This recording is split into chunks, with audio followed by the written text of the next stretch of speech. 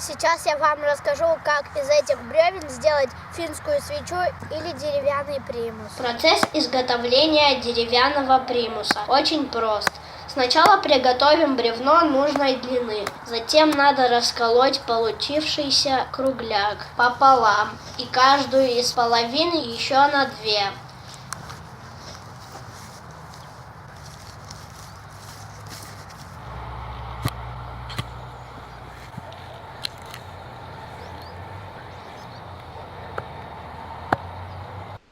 Делим бревно на 4 части.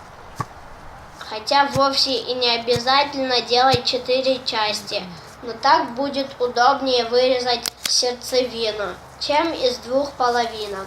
С каждого бревна вырезаем сердцевину. Вот так. И сделать насечки.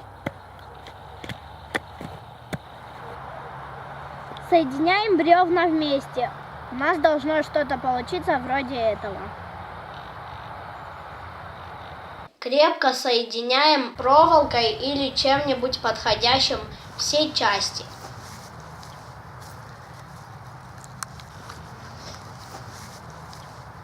Набиваем внутренность нашей стружкой.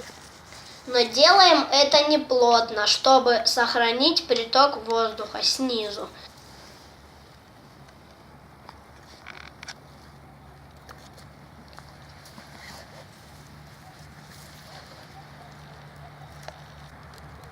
И потом поджигаем. С первого раза может не получиться, нужна практика.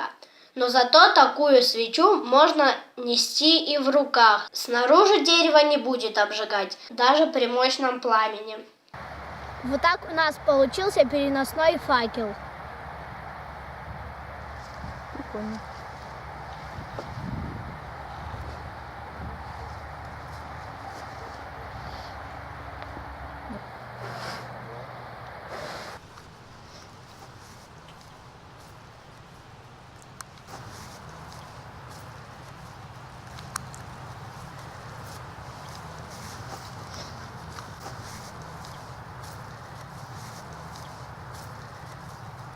А на толстом бревнышке мы можем приготовить пищу.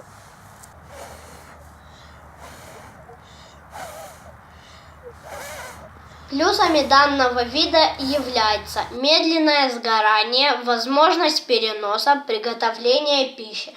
Минусами сложность изготовления. И снова грибочки.